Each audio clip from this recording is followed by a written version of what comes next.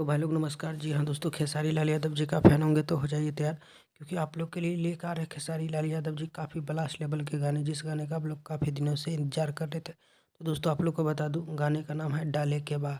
इस गाने को अखिलेश कश्यप जी ने लिखे हैं।